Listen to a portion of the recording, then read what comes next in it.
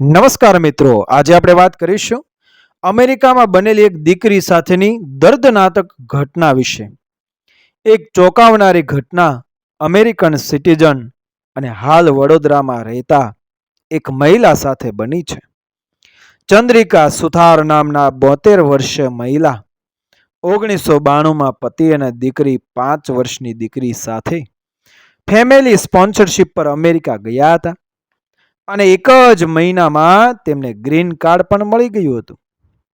શિકાગોમાં રહેતા ચંદ્રિકા સુથાર ત્યાં રેસ્ટોરન્ટમાં પાર્ટ ટાઈમ જોબ કરતા હતા અને દીકરીને પણ તેમણે ઘરની નજીકમાં જ એ આવેલી સ્કૂલમાં ભણવા માટે મૂકી હતી. જોકે અમેરિકા ગયાના 2-2.5 વર્ષમાં જ તેમના પતિએ ઇન્ડિયા પાછા જવાની ઈચ્છા વ્યક્ત કરી હતી. આઈએમ ગુજરાત સાથે વાત કરતા ચંદ્રિકાબેને જણાવ્યું હતું કે તેમના લગ્ન જીવનમાં પહેલાથી જ પ્રોબ્લેમ્સ હતી, પરંતુ તેમને એમ હતું કે અમેરિકા ગયા બાદ બધું બરાબર થઈ જશે. જોકે 1995માં તેમના પતિ તેમને કોઈ આગોતરી જાણ કર્યા વિના જ અચાનક ઇન્ડિયા પાછા જતા રહ્યા હતા અને ત્યારબાદ તેમની સાથેના તમામ સંપર્ક પણ કાપી નાખ્યા હતા. પતિના ઇન્ડિયા પાછા જતા રહ્યા બાદ દીકરીની તમામ જવાબદારી ચંદ્રિકાબેન પર આવી ગઈ હતી. ખર્ચા પોસાતા ના હોવાના કારણે ચંદ્રિકાબેનને એક BHK ફ્લેટ છોડીને પાડોશમાં રહેતા એક મુસ્લિમ મા દીકરી સાથે શેરિંગ એપાર્ટમેન્ટમાં રહેવા જવું પડ્યું હતું. ચંદ્રિકાબેન અમેરિકામાં નોકરી સાથે પોતાની દીકરી અવનીની સંભાળ લેવાના પોતાનાથી બનતા તમામ પ્રયાસ કરતા હતા, પરંતુ ત્યાં જિંદગી જરાય સરળ નહોતી. વળી પતિએ પણ પોતાની સાથે કોઈ સંપર્ક ના રાખતા તેઓ માનસિક રીતે પણ વ્યથિત થઈ ગયા હતા. આ સ્થિતિમાં તેઓ 6 મહિનામાં શિકાગો છોડીને ન્યૂજર્સીમાં રહેતા પોતાના એક નજીકના એ સંબંધીને ત્યાં શિફ્ટ થયા હતા. ત્યાં તેમણે કમ્પ્યુટરના ક્લાસ જોઈન કર્યા હતા અને એક જોબ પણ શોધી હતી. જોકે તેમને ઘરે આવતા રાતના 10 વાગી જતા હતા. પોતાની ક્વોલિફિકેશન અનુસાર જોબ શોધવા તેમણે ઘણા પ્રયાસ કર્યા હતા, પરંતુ ક્યાંય મેળ ના પડતા રેસ્ટોરન્ટમાં નાની મોટી જોબ કરી તેમને જીવન નિર્વાહ ચલાવવો પડતો હતો. કહેવાય છે કે અમેરિકામાં કોઈ કોઈનું સગું નથી હોતું. ચંદ્રિકાબેનને પણ ન્યૂજર્સીમાં 2-3 મહિનામાં જ આ વાતનો અનુભવ થઈ ગયો હતો. જે સંબંધીના ઘરે તેઓ રહેતા હતા ત્યાં અવની એડજસ્ટ નહોતી થઈ રહી અને તેની સાથે ભેદભાવ પણ કરવામાં આવતો હતો. ચંદ્રિકાબેન પૈસા આપીને રહેતા હોવા છતાંય સમય જતા તેમના સંબંધીનું વર્તન ઘણું બદલાવા લાગ્યું હતું, જેના કારણે ચંદ્રિકાબેનનું ન્યૂજર્સીમાં રહેવું પણ એ મુશ્કેલ બની ગયું હતું. જેથી કંટાળીને તેમણે 6-8 મહિનામાં જ ન્યૂજર્સી છોડવું પડ્યું અને તેઓ ફરી શિકાગોમાં આવી ગયા, જ્યાં તેમણે એક સ્ટુડિયો એપાર્ટમેન્ટ રેન્ટ પર લીધો અને ફરી એક રેસ્ટોરન્ટમાં એ જોબ શરૂ કરી. અમેરિકામાં દરેકને પોતાની સ્પેસ જોઈતી હોય છે. ખાસ કરીને એ બાળકો મોટા થાય ત્યારે તેમને જો પોતાનો અલગ રૂમ ના મળે તો પણ ફેમિલીમાં ઇસ્યુ ઊભા થતા હોય છે.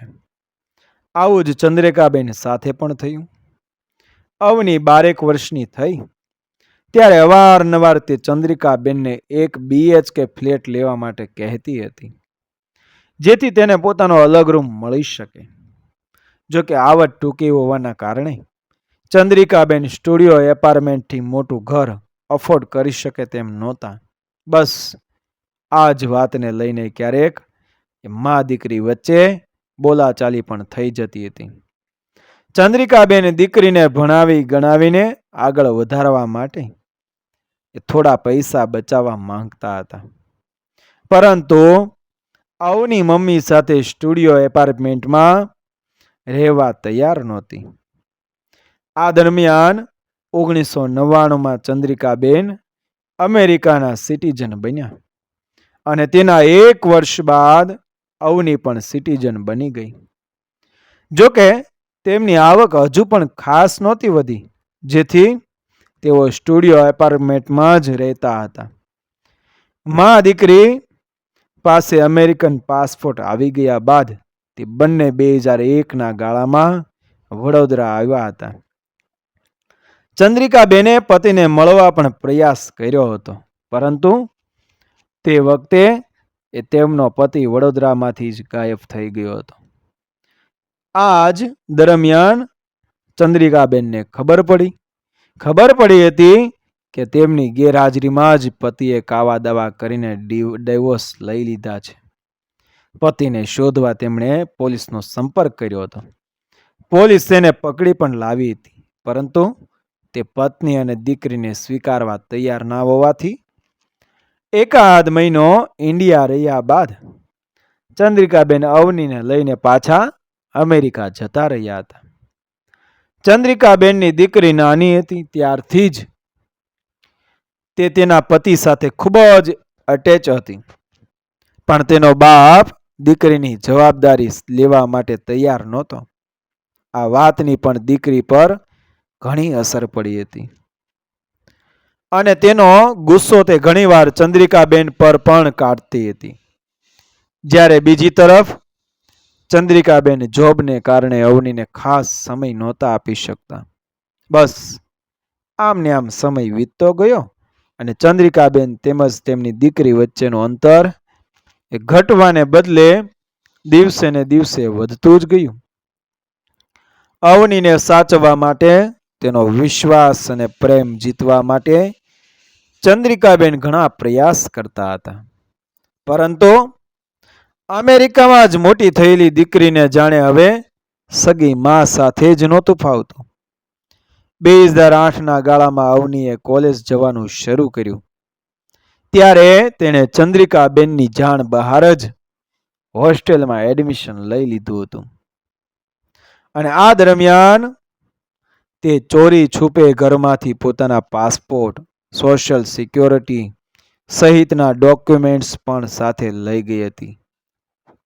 દીકરી મોટી થઈ જતા ચંદ્રિકાબેનને એમ હતું કે તે પણ થોડા સમયમાં ભણવાનું પૂરું કરીને જોબ શરૂ કરી દેશે અને પછી મા દીકરીના મુશ્કેલી ભર્યા દિવસોનો અંત આવશે. પરંતુ એ અવનીના દિમાગમાં કંઈક અલગ જ પ્લાન આકાર લઈ રહ્યો હતો, જેનો ચંદ્રિકાબેનને તે વખતે અણસાર સુદ્ધા નહોતો. 22 ઓગસ્ટ 2008ની આ વાત છે. ચંદ્રિકાબેન એક કુરિયર કંપનીમાં નાઇટ શિફ્ટમાં જોબ કરતા હતા અને તેમને સાંજે 4 વાગ્યાની આસપાસ ઘરેથી નીકળવાનું હતું. બપોરે તે અને અવની ઘરે જતા ત્યારે અવની ફ્રેન્ડને મળવા જવાનું કહીને ઘરેથી નીકળી હતી અને ચંદ્રિકાબેન ઓફિસ ગયા ત્યાં સુધીમાં તે પાછી નહોતી આવી.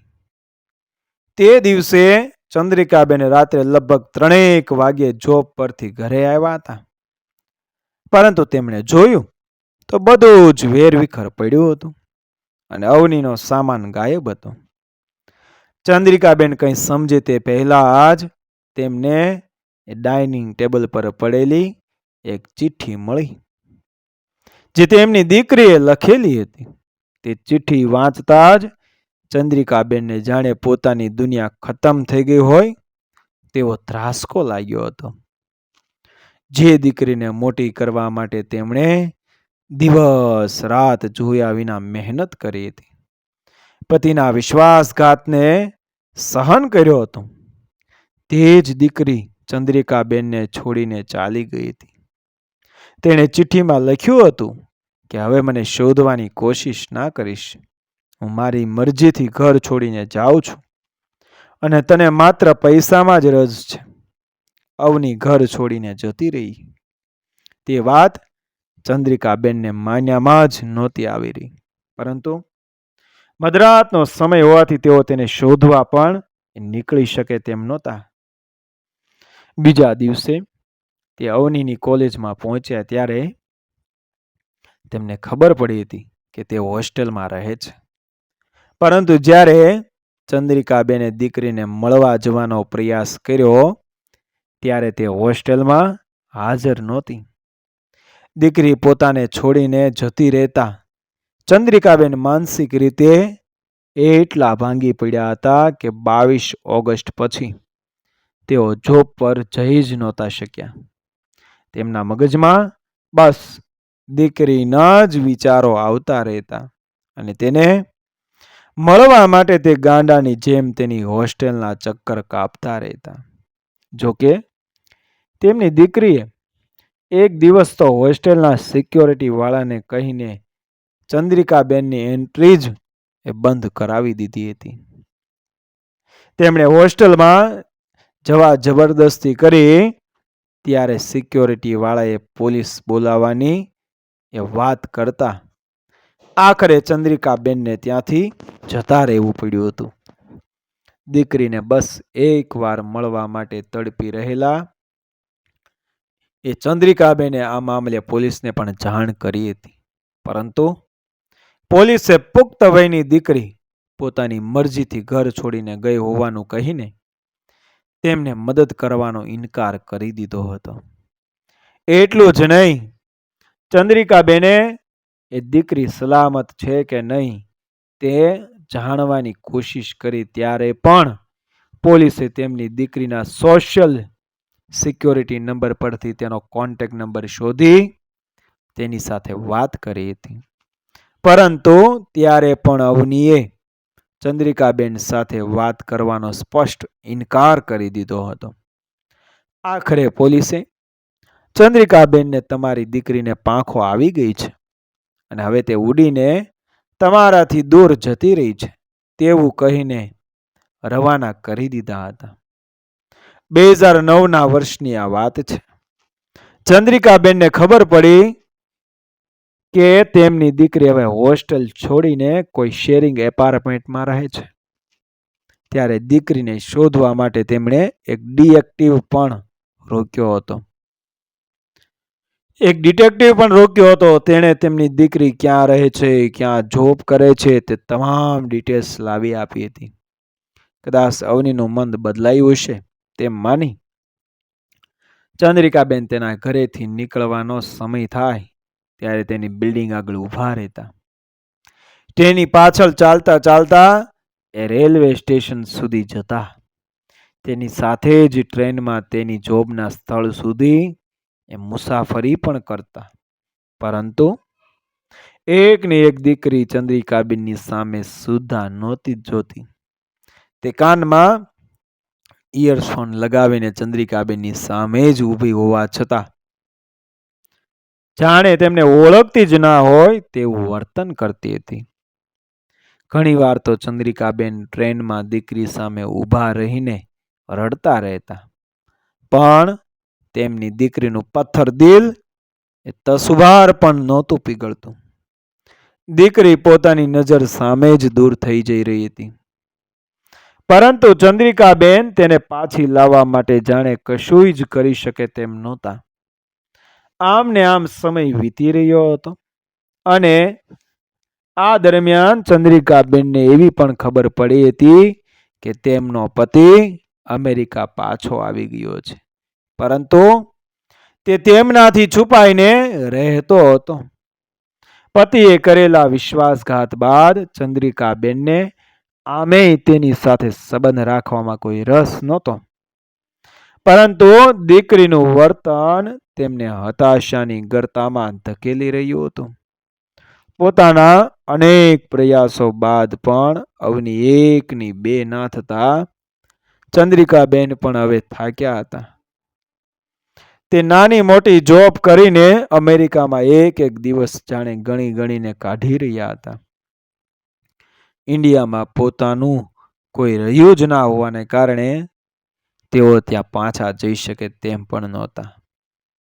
અવનીને ભૂલવા માટે ચંદ્રિકાબેન ઘણા પ્રયાસ કર્યા હતા. પરંતુ જે દીકરીને પોતાના જીવથી પણ વધુ ચાહીને નાનીથી મોટી કરી હતી તેને ભૂલવી એ ચંદ્રિકાબેન માટે આ જીવનમાં જાણે અશક્ય હતું. 2009માં તેમણે દીકરીને શોધી પણ કાઢી હતી, પરંતુ પોતે તેની નજીક સુદ્ધા નહોતા જઈ શકતા. હારી થાકીને ચંદ્રિકાબેન દીકરી સાથે વાત કરવાના પ્રયાસ બંધ કર્યા. ત્યારબાદ તે ક્યાં છે, કઈ સ્થિતિમાં છે તેની કંઈ જ જાણકારી પણ તેમને નહોતી. જોકે 2013માં શિકાગોમાં પોતાના ઘરની નજીકના એક ટ્રાફિક સિગ્નલ પર તેમને પોતાની દીકરી જેવી જ એક યુવતી દેખાઈ હતી. ત્યારે તેની ઉંમર 25-27 વર્ષ જેટલી થઈ ગઈ હતી. ચંદ્રિકાબેન તરત જ તેને ઓળખી ગયા હતા અને કદાચ તેમને જોઈને તેમની અવની પણ ત્યાંથી ફટાફટ ચાલીને ક્યાંક જવા લાગી હતી. અવની તે વખતે એક મોલમાં જતી રહી હતી અને તેની પાછળ એ ચંદ્રિકાબેન તે મોલમાં ઘૂસ્યા ત્યાં સુધીમાં તો તે ગાયબ થઈ ગઈ હતી. જોકે થોડી મિનિટો પછી જ્યારે ચંદ્રિકાબેને અવનીને જોઈ ત્યારે તેમના પગ નીચેથી જમીન ખસી ગઈ હતી. અવની ત્યારે એકલી નહોતી, તેની સાથે તેની જ ઉંમરનો કોઈ યુવક પણ હતો, જે બ્લેક અમેરિકન હતો. ચંદ્રિકાબેને તેની પાસે જઈને વાત કરવાની કોશિશ કરી તો પેલાએ તેમને વોર્નિંગ આપી દીધી હતી કે અવનીની નજીક આવવાની પણ કોશિશ ના કરતા. એટલું જ નહીં, તેણે તરત જ પોલીસને ફોન કરી દેતા ચંદ્રિકાબેનને તે વખતે ત્યાંથી નીકળી જવું પડ્યું હતું. ચંદ્રિકાબેને છેલ્લે 2013માં જ પોતાની દીકરીને જોઈ હતી. ત્યારથી લઈને આજ સુધી તે ક્યાં છે, શું કરે છે, કોની સાથે રહે છે, તેની કશી જ માહિતી ચંદ્રિકાબેન પાસે નથી. અમેરિકામાં રહેવું મુશ્કેલ બની જતા હારી થાકીને ચંદ્રિકાબેન 2022માં ઇન્ડિયા પાછા આવી ગયા છે. પરંતુ આજની તારીખે પણ તેમને પોતાની દીકરીની ચિંતા થઈ રહી છે. વર્ષો સુધી અમેરિકામાં મહેનત કરનારા એ ચંદ્રિકાબેન આજે વડોદરામાં એક ભાડાના ઘરમાં રહે છે. તેમનો પતિ પણ વડોદરામાં જ છે, પરંતુ બંનેને એકબીજાની સામે જોવાના પણ સંબંધ નથી. અમેરિકન સિટીઝન હોવાને કારણે ચંદ્રિકાબેનને દર મહિને પેન્શન મળે છે અને તેનાથી જ તેમનો ગુજારો થાય છે. પરંતુ 72 વર્ષની વયે તે એકલા રહેવા માટે મજબૂર છે. 31 વર્ષ સુધી અમેરિકામાં રહ્યા હોવાના કારણે તેમનો ઇન્ડિયામાં રહેતા સગા સંબંધી સાથેનો સંપર્ક પણ કપાઈ ગયો છે. મોટા ભાગના સંબંધી એ સ્વર્ગે સિધાવ્યા છે અને તેમના સંતાનો ચંદ્રિકાબેનને ઓળખતા પણ નથી. જોકે ચંદ્રિકાબેનને સૌથી વધુ દુઃખ એ વાતનું છે કે જેના માટે તેમણે પોતાની આખી જિંદગી ખૂપાવી દીધી, તે દીકરી જ આજે તેમનાથી દૂર છે.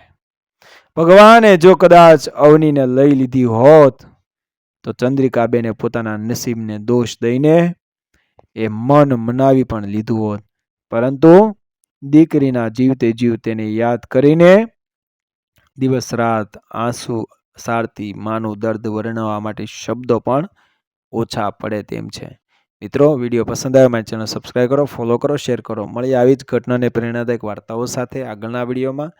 બન્યા રહેજો મારી ચેનલ DR ગુજરાતી સ્ટોરી 07 સાથે. મળશું. જય શ્રી કૃષ્ણ. રાધે રાધે.